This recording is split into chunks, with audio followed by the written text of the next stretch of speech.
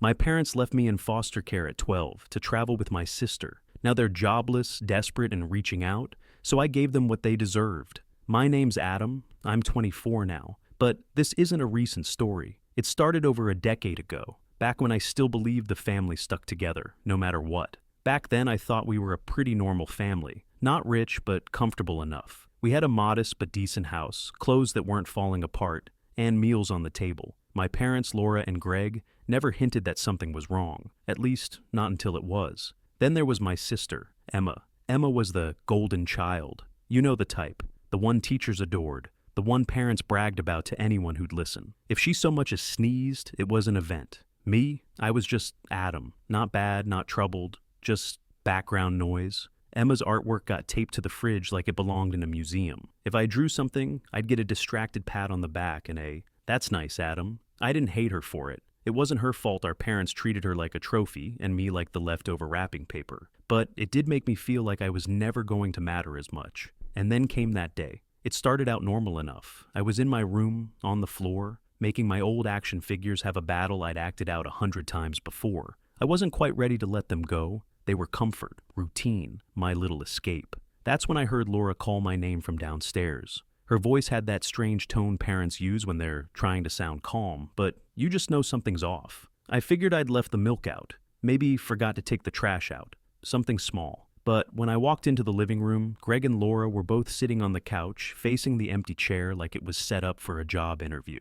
Both too serious for this to be about milk. Greg's tone was clipped, businesslike. "Sit down, Adam," he said, motioning to the chair. Laura was trying to look sympathetic, but there was something in her eyes that made me feel like I'd done something very, very wrong. I sat, confused. Laura took a deep breath. "Adam, we need to talk about something important." My first thought was that someone had died. A grandparent maybe, though I barely knew them. But then Greg dropped the bomb. "We've hit some financial struggles, and we can't afford to take care of you anymore." For a second, I thought I misheard him. Couldn't afford to take care of me. Like I was some streaming subscription they were canceling? I stared at them, waiting for the punchline. But Laura just kept talking. "It's not your fault, sweetie. This is something we've been struggling with for a while, and we had to make a really hard decision. A hard decision. That's what they called it. Like they were choosing between cable packages, not between keeping their son or handing him off to strangers." I asked what they meant, still hoping I was misunderstanding. Laura explained,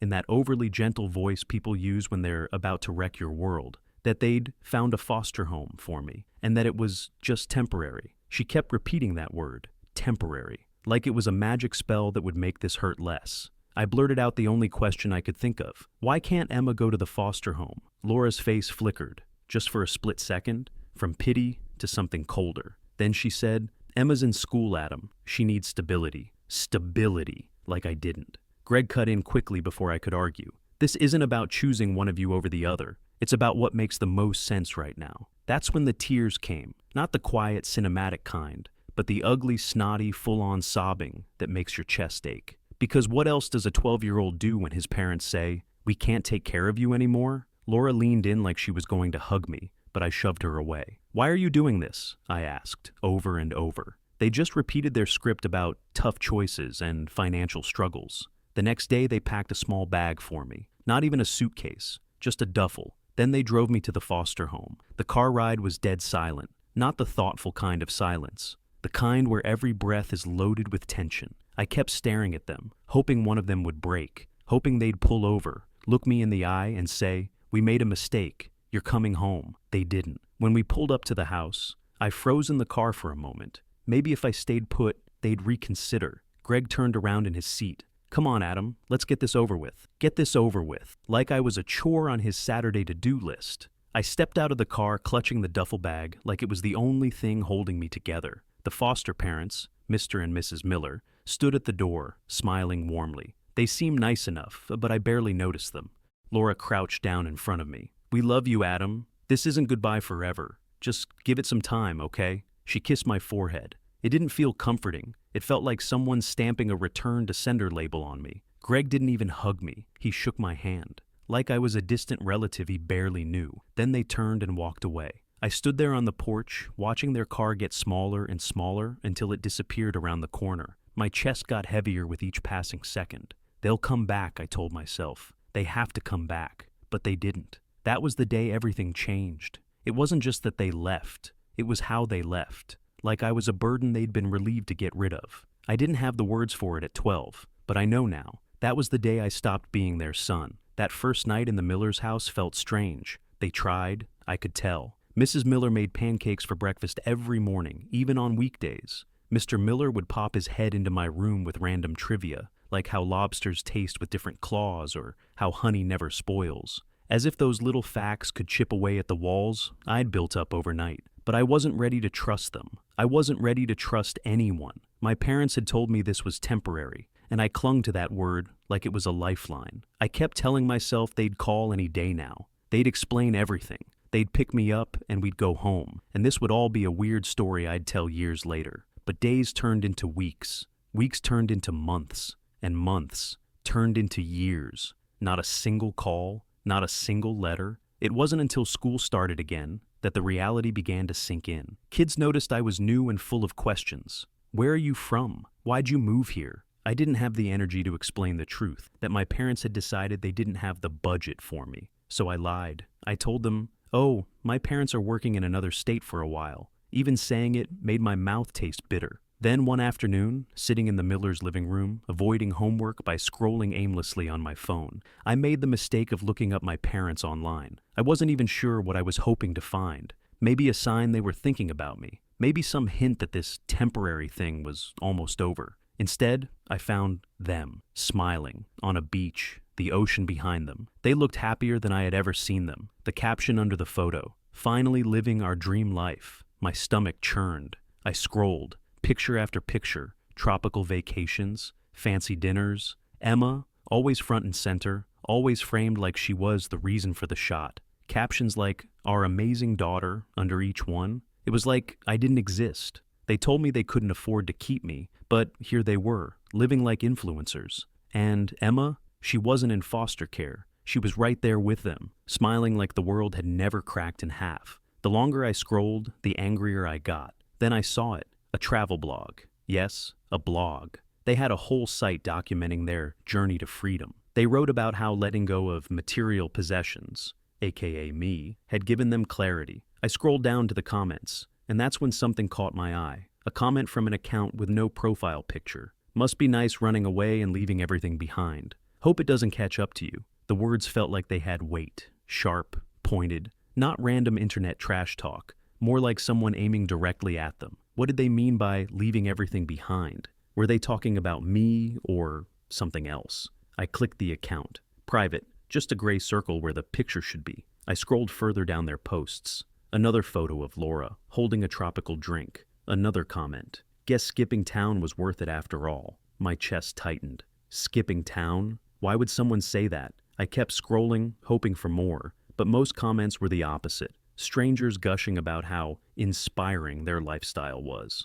I wanted to scream at those people, to tell them the real story. But instead, I sat there, staring at the screen, wondering if those cryptic comments meant what I thought they did. Had Greg and Laura lied about more than just money? Because if they told me they couldn't afford me, and that was a lie, what else had they been hiding? That night at dinner, I must have been quieter than usual because Mr. Miller set his fork down and asked, "You okay, Adam?" "Yeah," I mumbled. But Mrs. Miller wasn't one to let things slide. "You don't have to tell us if you're not ready," she said gently. "But if something's bothering you, we're here." I looked at them. These two people who hadn't known me for long, but somehow seemed to care more than my own parents ever did. And something in me cracked. I told them everything. The blog, the pictures, the captions, the comments that wouldn't leave my head. I expected them to say something like, "Don't look at that stuff. It's not worth your time." But they didn't. Mrs. Miller just listened. Her eyes soft with the kind of sympathy that isn't performative. Mr. Miller, though, leaned forward, his jaw tight.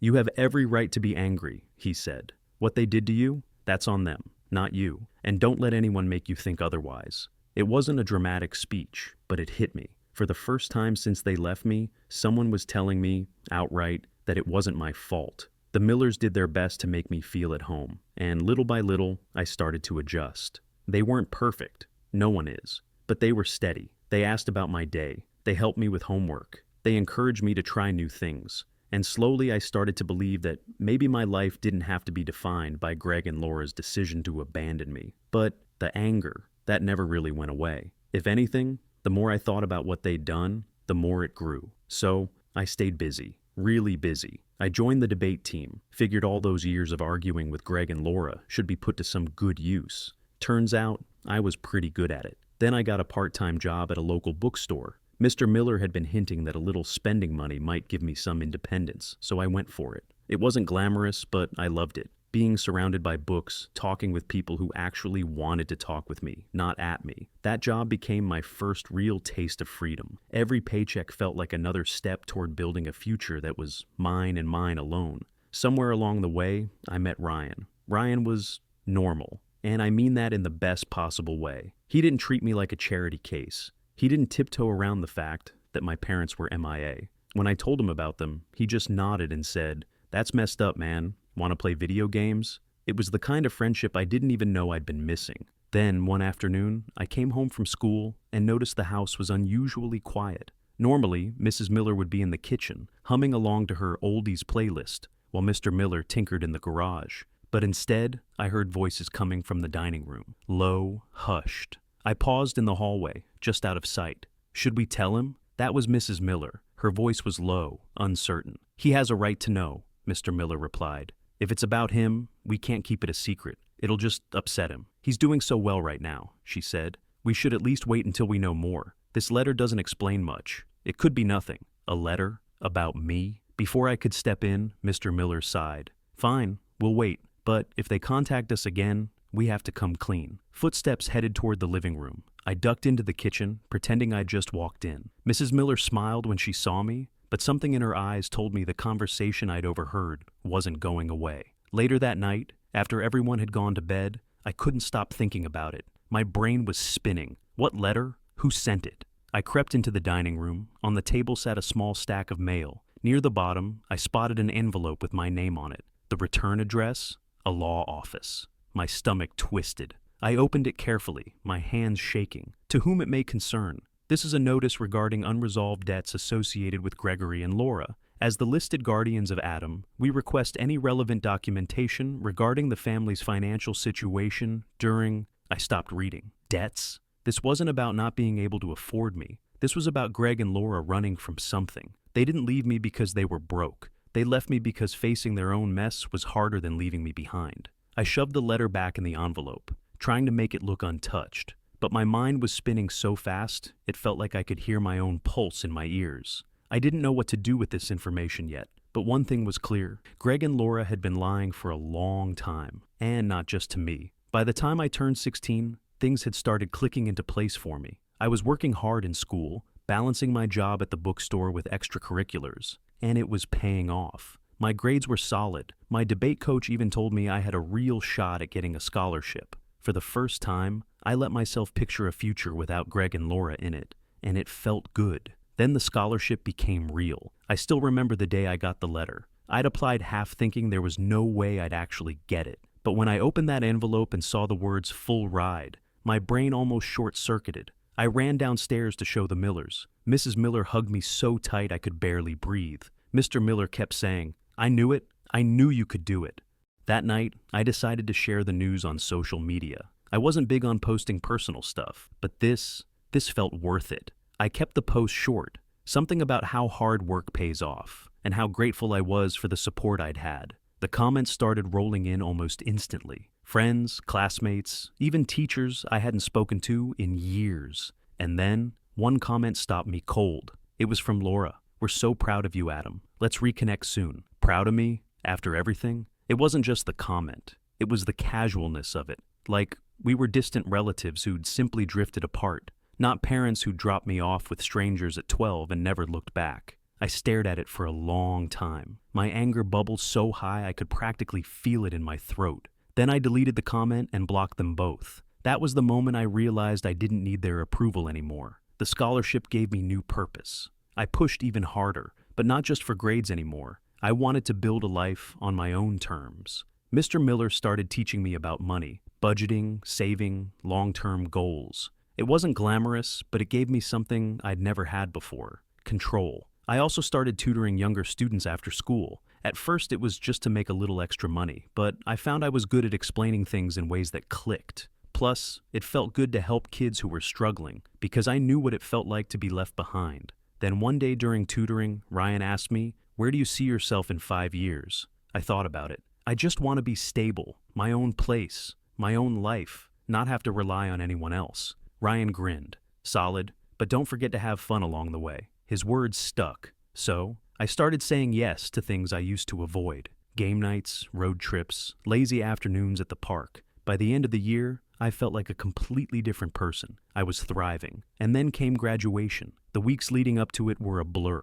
The Millers were buzzing with excitement, planning a little celebration at their place. Ryan was hyped. Even Emma, who I didn't see much, said she'd come. The morning of graduation, I found my gown hanging on my door with a note from Mrs. Miller. "So proud of you, Adam." It hit me harder than I expected. The ceremony went exactly how I dreamed. When my name was called, I walked across the stage and heard the Millers and Ryan shouting like I was a rock star. For a moment, everything felt perfect. Then I saw them, Greg and Laura, standing at the edge of the crowd. For a second, I thought my mind was playing tricks on me. I hadn't seen them in years, and I definitely hadn't invited them. They looked like they'd just stepped off a cruise ship, tan, well-dressed, scanning the crowd like they were looking for someone. I tried to ignore them. Maybe they'd leave if I didn't acknowledge them. But Greg caught my eye and started walking toward me, dragging Laura along. My chest tightened. "Adam," Laura said, her voice too bright, too cheerful for someone who'd abandoned her kid. "You look so grown up." Greg clapped me on the shoulder like we were old friends. "We're so proud of you, son. This is such a big day for all of us. All of us." The audacity almost made me laugh. The Millers and Ryan stood a few feet away, watching, clearly unsure if they should step in. "What are you doing here?" I asked, my voice steady even though my hands were shaking. "We came to celebrate with you," Greg said like it was the most normal thing in the world. "We've made mistakes, Adam, but we always wanted the best for you," Laura chimed in, dripping with false sincerity. "We've missed you so much. We thought this would be the perfect time to reconnect as a family." I didn't even try to hide my anger. "You don't get to call yourselves my family. You abandoned me. You left me with strangers and didn't even check if I was okay. And now you want to show up like none of that happened?" Laura's smile faltered. Greg's face turned red. "That's not fair, Adam," Greg said, trying to keep his voice calm. "We did what we thought was best for everyone." "Best for you," I shot back. "Don't stand here and act like you did this for me. You were living your dream life while I was figuring out how to survive without you."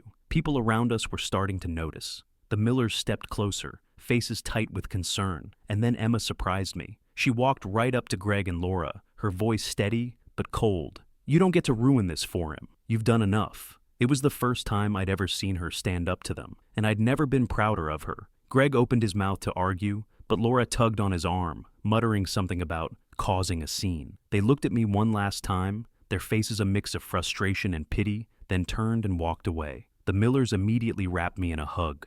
Ryan handed me a tissue and muttered, "You should charge them for emotional damages." It actually made me laugh. We went back to the Millers' place where they'd decorated the backyard with streamers and balloons. For a few hours, I let myself forget about Greg and Laura. I just enjoyed being surrounded by the people who truly mattered. That night, after everyone had gone home, I sat on the porch with Emma. "I'm sorry for everything," she said quietly. "I didn't see it before, but you were right. They manipulated us. They only care about themselves." I didn't have the right words, so I just nodded. For the first time, we were on the same page, and that was enough. That day wasn't just about graduating. It was about finally standing up for myself and cutting ties with the people who'd tried to drag me down. I should have known Greg and Laura weren't done with me. Their sudden appearance at graduation wasn't about love or pride. It was the first move in a much bigger play. It started a week later. I got an email from Laura. For a brief, fleeting second, I thought maybe it was an apology. Deep down, I knew better. But some part of me still wanted to see those words. "We're sorry." Instead, it was a long, winding essay full of half-truths and carefully chosen excuses. She wrote about how hard things had been for them, how they'd made mistakes, but always had my best interests at heart. Then, buried toward the end, came the real reason for the message. "We hope we can move past this and reconnect as a family. You're doing so well, and we're proud of you. Maybe you could help us out during this tough time." Help them out, after everything they had done, or, more accurately, hadn't done. It was almost laughable. Almost. I didn't respond. I deleted the email and blocked their address, but the anger didn't fade. It sat in my chest like a heavy, toxic weight.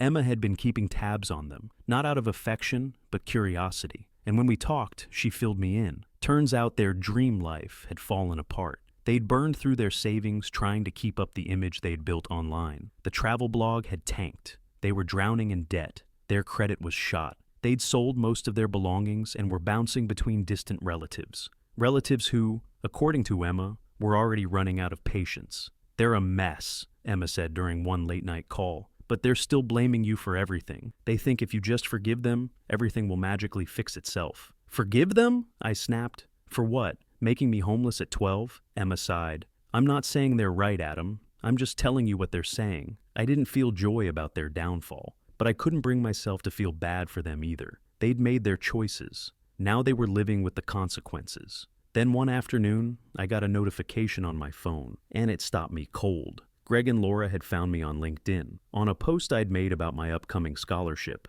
they'd commented, "We're so proud of you, Adam. Let's catch up soon." Almost word for word, the same thing Laura had posted on my graduation announcement. I didn't even know they understood how LinkedIn worked. I blocked them immediately, but that wasn't enough, because the next thing I knew, they were messaging other people in my network. Co-workers, professors, even the Millers. The messages were always the same. A mix of guilt-tripping and outright lies about how I had abandoned them. One of those messages reached my boss at the bookstore. She pulled me aside one day and said, "Look, I don't want to pry, but someone claiming to be your parent sent us an email. It was weird." My stomach dropped. "I'm so sorry," I told her. "They're not really part of my life. I'll handle it." To her credit, she didn't push for details. She just nodded and said, "If they bother us again, let me know. We've got your back." It was a relief, but also terrifying. Greg and Laura weren't just trying to worm their way into my personal life. They were trying to sabotage my professional one, too. Emma must have sensed how bad it was getting, because not long after,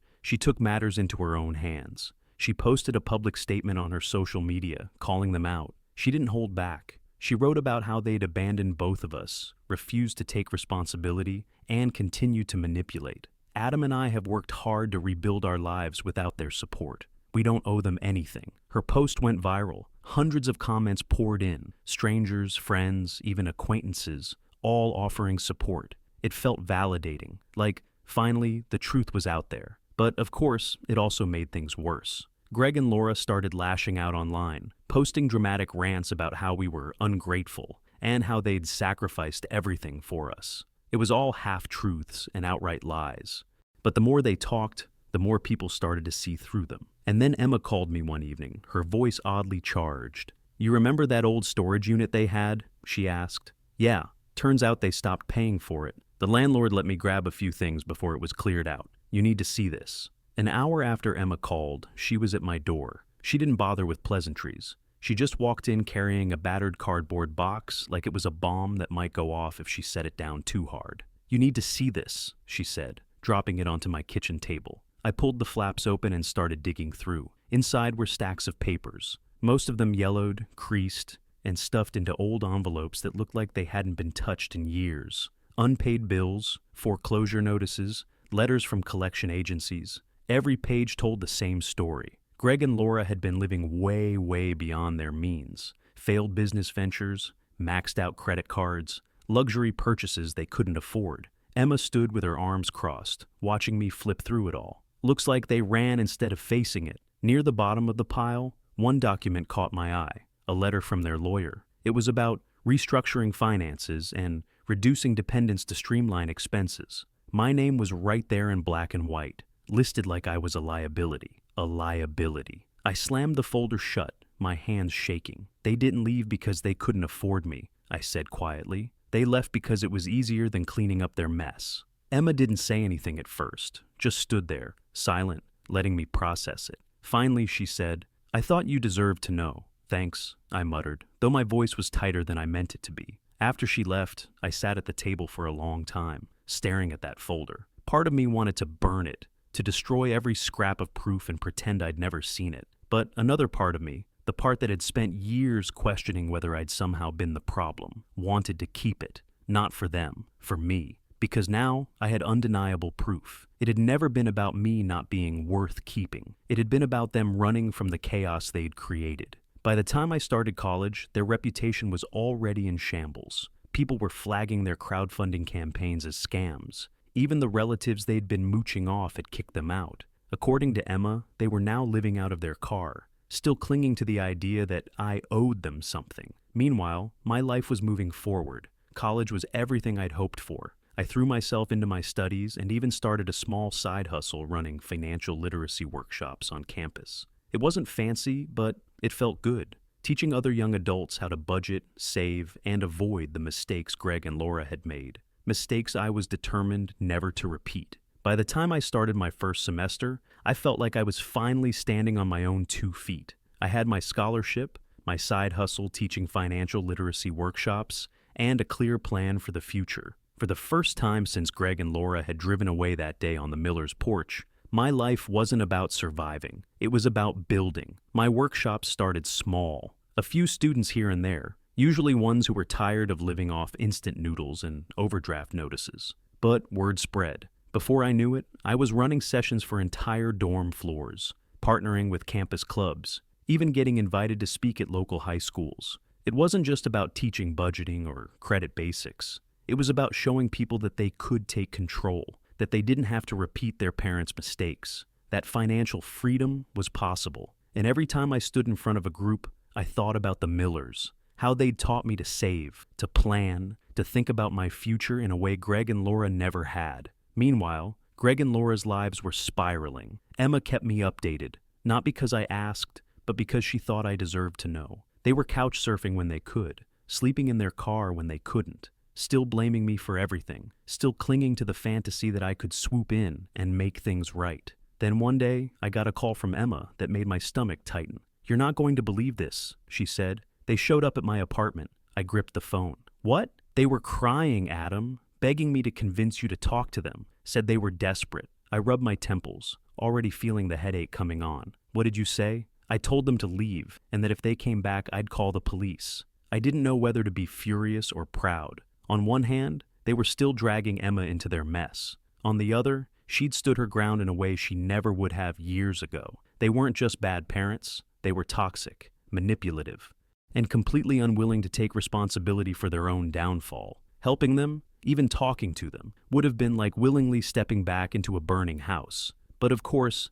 they weren't the type to just give up. The calls started next, random numbers popping up at all hours. At first, I ignored them. Then one day, I made the mistake of answering. It was my Aunt Karen, a relative I hadn't spoken to in years. She didn't waste any time. "Adam, what is wrong with you?" she snapped before I could even say hello. "Excuse me? Your parents are struggling, living in their car, and you're just ignoring them like they don't exist. They're your family. You owe them at least a little kindness." Kindness? I bit back the urge to laugh in disbelief. Did they show me kindness when they dropped me at a foster home and never looked back? Did they show me kindness when they left me to fend for myself at 12? Karen huffed, clearly not expecting pushback. They were doing what they thought was best. "People make mistakes, Adam. You're being heartless." I hung up. I wasn't about to waste my energy explaining myself to someone who either didn't know or didn't care about what I'd been through. Over the next few weeks, the calls trickled in from other distant relatives. Same script every time. I was ungrateful,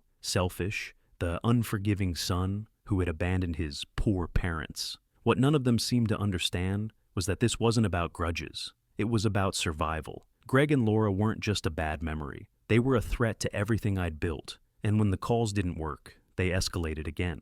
When the phone calls didn't work, Greg and Laura decided to raise the stakes. It happened on an otherwise normal Tuesday. I was halfway through grading some worksheets for my next financial literacy class when an email popped up in my inbox. Subject line: Notice of intent to pursue financial support. My stomach immediately tightened. The sender was a lawyer representing Greg and Laura. I clicked it open, skimming past the thick legal jargon until I got to the point. They were accusing me of financial abandonment. According to the email, now that I was successful, they believed I was obligated to support them. It was absurd on so many levels that I actually laughed out loud, the kind of sharp, humorless laugh you can't control. First of all, I wasn't rich. Sure, I was doing well, but I was still in the early stages of my career. Second, and this was the kicker, I'd been in foster care. They'd legally given me up. I owed them nothing. I forwarded the email to a lawyer the Millers had connected me with years ago. She read through it and called me almost immediately. "This is an empty threat," she said.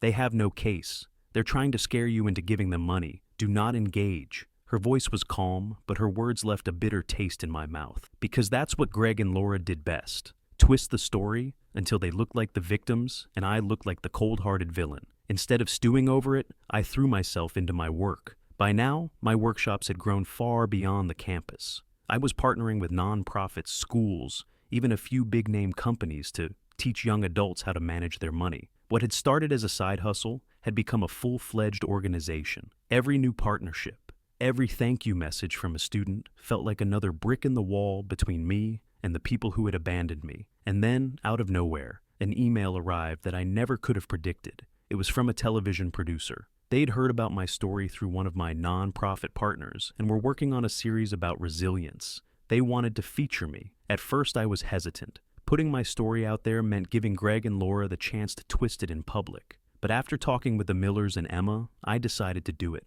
If sharing my journey could make even one kid in foster care feel less alone, it would be worth it. The filming process was surreal. They followed me through my daily life, teaching workshops, meeting with students, spending time with the Millers and Emma. They wanted to capture not just where I was now, but how far I'd come. At one point during an interview, the producer asked if I wanted to include anything about Greg and Laura. I thought about it for a long moment. Part of me wanted to leave them out entirely. Why give them the spotlight when they'd done nothing to earn it? But another part of me knew their absence was a huge part of my story. So I mentioned them, briefly, not to shame them, not to attack, but to give context. They made their choices, I said into the camera, and those choices shaped me in ways I never expected, but they don't define me. My life now, the family I've built, the work I do, that's what matters. I thought that would be the end of it. But during a filming break, the producer approached me, looking hesitant. "Hey, Adam," she said softly. "We found something during our research. It's about your parents. Are you okay hearing it?" I raised an eyebrow. At this point, I'm not sure anything could surprise me. "Go ahead." She took a breath. "It turns out they were evicted after defaulting on several loans. There's also a history of unpaid bills and," she hesitated, "potential fraud accusations." The words landed like a slow punch to the gut. "Fraud accusations?" I repeated. She nodded. "It's not major on paper, but there's a pattern. Failed business ventures, sketchy credit card activity, and attempts to secure loans they had no way of paying back. They left a lot of people hanging." I just stood there for a moment, absorbing it. So, it wasn't just that they'd been selfish parents. They were actively hurting other people, and then skipping town to dodge the fallout. The lies had always felt personal. Now I realized they weren't just about me. Greg and Laura had been leaving a trail of destruction for years. The producer's voice softened. "We thought you should know, in case it comes up later." I nodded, even though my mind was spinning. When the documentary premiered, the response was overwhelming. Messages flooded in from people who'd grown up in similar situations. Some said my story gave them hope. Others said it made them feel seen for the first time. It was humbling, and more emotional than I expected. Greg and Laura, predictably, tried to use the documentary to their advantage. They posted long rants on social media about how I'd painted them as villains, and how they were the real victims. It backfired spectacularly. Viewers who'd seen the documentary started calling them out, pointing out the holes in their story, questioning their motives. The more they tried to spin it, the worse they looked. Meanwhile, my life kept moving forward. I bought my first home, a cozy place in a quiet neighborhood where I could finally feel like I belonged. I invited the Millers and Emma over for a housewarming dinner. We ate too much, laughed until our stomachs hurt, and looked back on just how far we'd all come. Emma was thriving too. She'd graduated college and started her own career, free from Greg and Laura's shadow. I didn't regret a single decision I'd made about cutting ties with them, because the truth was simple. My success didn't come from them. It came from the Millers, from Emma, from the people who showed up and stayed. Family isn't about blood. It's about who stands by you when it matters. And the family I'd chosen, they were everything I could have ever hoped for. Buying my first home wasn't just a milestone. It was proof. Proof that I could build something stable from nothing. Proof that I could create a life without Greg and Laura in it. It was a small, cozy place in a quiet neighborhood. Nothing flashy, but it was mine. The first night there, I stood in the living room surrounded by boxes and just let it sink in. This was my space. Every corner, every wall, every detail had been chosen because it worked for me, not because it was left over, or because someone else decided it was good enough. When I hosted my housewarming dinner, the Millers showed up with flowers, and Emma brought way too much food.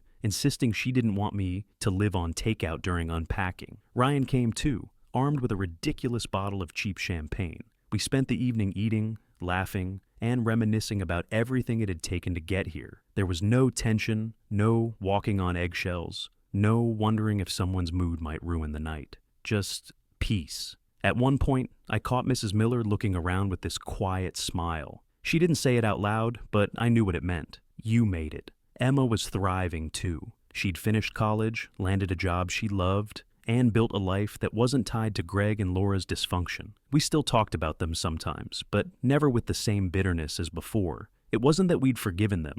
It was that we'd stopped letting them take up space in our lives. They were still out there somewhere, chasing quick fixes and running from the messes they'd made, still trying to spin the narrative that they were victims. But that was their cycle, not ours. I didn't owe them my forgiveness. I didn't owe them my money. I didn't owe them my time. What I owed was to myself, to keep building, keep moving forward, and keep surrounding myself with people who showed up for me without an agenda. The Millers weren't foster parents anymore. They were my family. Emma wasn't just my sister. She was my ally, my friend. Ryan was like the brother I'd chosen. And that's when it finally hit me. Family isn't defined by blood or shared last names. It's defined by who's still standing next to you when life falls apart, who sees you at your worst and sticks around anyway, who helps you become the best version of yourself because they believe in you, sometimes before you believe in yourself. The family I'd chosen, they were everything I could have ever hoped for. And that, I realized, was the real closure. Not an apology that would never come, not a confrontation that would set the record straight, but the quiet, unshakable truth that I didn't need anything from Greg and Laura to be whole. I already was.